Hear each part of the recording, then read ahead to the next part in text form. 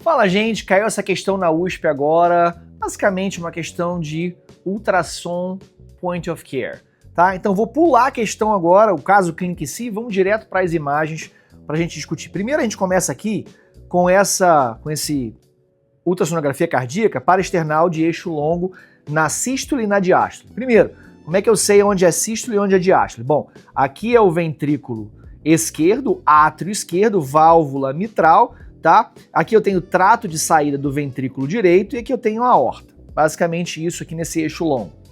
Aqui a minha mitral está aberta. Se ela está aberta, eu estou na diástole. Aqui a minha mitral está fechada. Se ela está fechada, eu estou na sístole, porque eu quero que o sangue, obviamente, saia do ventrículo para a aorta. Eu vejo alguma alteração aqui nesse coração? Bom, não é tão conclusivo assim, mas quando eu olho o trato de saída do ventrículo direito, se eu for parar ele com a aorta, ele parece estar aí pelo menos do mesmo tamanho ou até mais dilatado do que o diâmetro da aorta.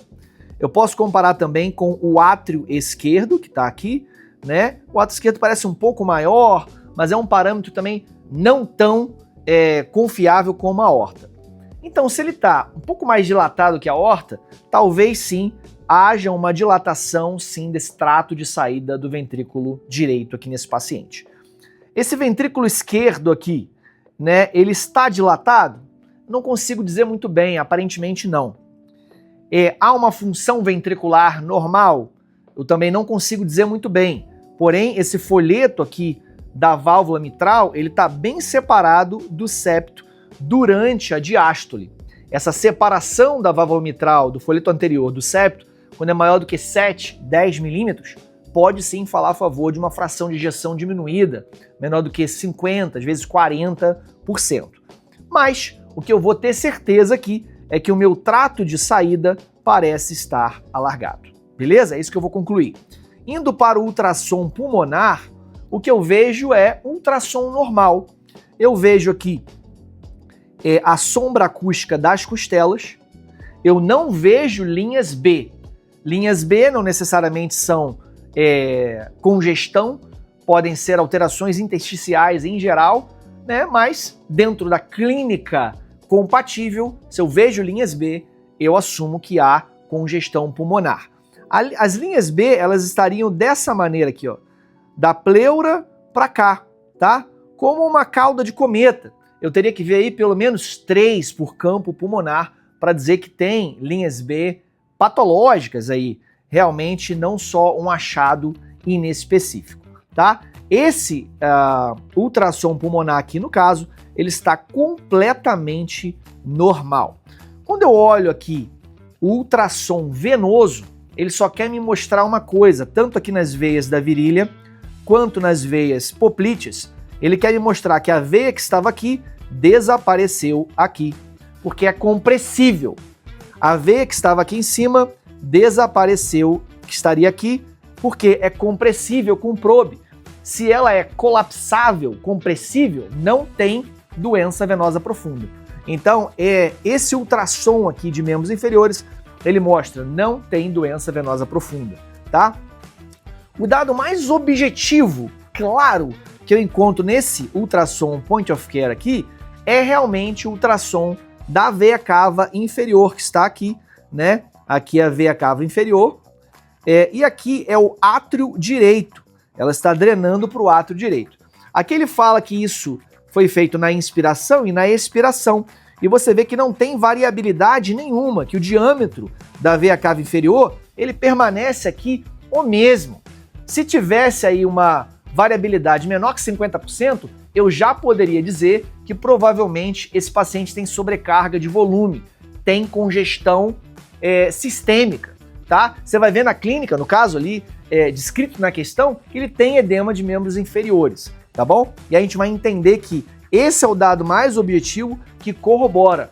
Os outros dados, eles vão me trazer a exclusão de doença venosa profunda aqui, eles vão me trazer a exclusão de síndrome congestiva pulmonar e de insuficiência cardíaca esquerda aqui nesse ultrassom pulmonar normal, eles vão corroborar um pouco que o meu trato de saída do ventrículo direito pode sim estar um pouco dilatado, porque comparando com a aorta, ele está com o diâmetro até aumentado, beleza?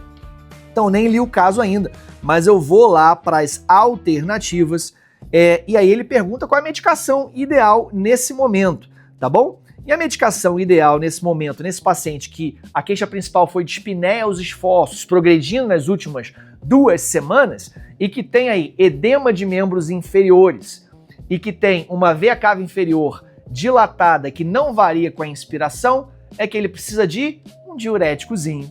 Ele tem sobrecarga de volume sistêmica, síndrome congestiva sistêmica. Então a resposta correta aqui é a letra A. Bom, ele veio, no caso, com 3 diagnósticos. Ele veio com diagnóstico já na questão, um homem de 52 anos, veio com diagnóstico de hipertensão, veio com diagnóstico de diabetes e de asma. Tentou o broncodilatador no pronto-socorro, não melhorou tanto. Só que a questão, ela adiciona aqui um diagnóstico que talvez a gente não estava esperando, tá? Porque ela fala que ele tem ronco alto noturno e sonolência diurna. Então ele pode ser um paciente que tem apneia obstrutiva do sono, que é uma causa de hipertensão pulmonar e, consequentemente, insuficiência ventricular direita, que é compatível aqui com esse edema de membros inferiores que ele tem, né? Ele é um paciente obeso, corroborando aí com a apneia obstrutiva do sono.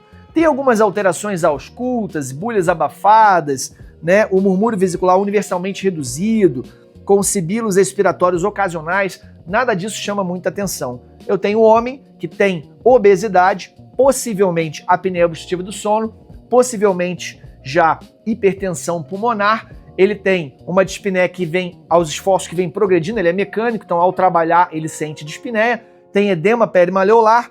Essa síndrome congestiva sistêmica é corroborada pelo ultrassom da veia cava, que não mostra variabilidade com a inspiração, não tem o TVP, tem ultrassom normal.